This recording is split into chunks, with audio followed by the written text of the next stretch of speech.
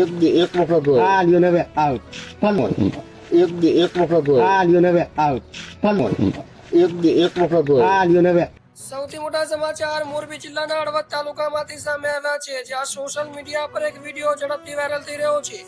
વિડીયોને લઈને એવો દાવો કરવામાં આવી રહ્યો છે કે તેમાં આમ આદમી પાર્ટીના મહિલા ઉમેદવારના પતિ ખુલ્લેઆમ દેશી દારૂનું વેચાણ કરતા જોવા મળી રહ્યા છે।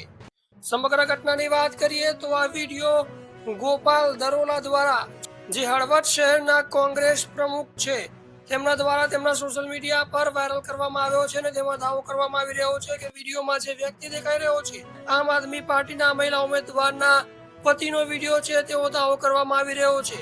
મળતી માહિતી મુજબ હળવદ તાલુકાના સાપકડા તાલુકા પંચાયત વિસ્તાર સાથે જોડાયેલા આ વિડીયો સોશિયલ મીડિયા પર વાયરલ થયો છે। વિડીયોમાં એક વ્યક્તિ દેશી દારૂના પાઉચ અને બોટલો સાથે દેખાઈ રહ્યો છે અને ગ્રાહકોને દારૂ આપતો હોવાનો દાવો કરવામાં આવી રહ્યો છે। ગુજરાત દેશનું એવું રાજ્ય છે જ્યાં દારૂબંધીનો કાયદો અમલમાં છે। રાજ્ય સરકાર અને વિભાગ દ્વારા સમયાંતરે ગેરકાયદેસર દારૂના વેપાર સામે કાર્યવાહી કરવામાં આવે છે, પણ છેલ્લા કેટલાક વર્ષોથી અનેક સ્થળોથી દેશી અને વિદેશી દારૂના જથ્થા ઝડપાયા હોવાનો પણ બનાવો સામે આવ્યા છે। આ ઉપરાંત કેટલાક વિડીયો ગુજરાતમાં દારૂબંધીના લઈને વિડીયો વાયરલ થયા છે, જ્યાં અનેક વાર દારૂ વેચાતા વિડીયો પણ સામે આવી રહ્યા છે। પણ અત્યારે સૌથી મોટા સવાલ એ છે કે જ્યારે હળવદમાં આમ આદમી પાર્ટીના મહિલા ઉમેદવારના પતિનો વિડીયો વાયરલ થઈ રહ્યો છે, જે લોકોમાં સૌથી મોટી ચર્ચાનો વિષય બન્યો છે।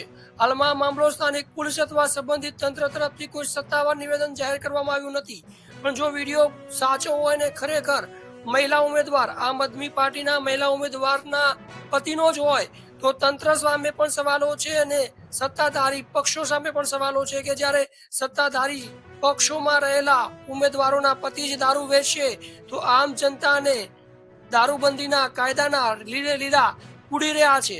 સોશિયલ મીડિયા પર લોકો અલગ અલગ અભિપ્રાય આપી રહ્યા છે। કેટલાક લોકો કડક કાર્યવાહીની માંગ કરી રહ્યા છે, જ્યારે કેટલાક લોકો પુરાવા અને સત્તાવાર તપાસ પરિણામની રાહ જોવાની વાત કરી રહ્યા છે। આ સમગ્ર મામલે તમારું શું મંતવ્ય છે કમેન્ટ બોક્સમાં જરૂર જણાવજો।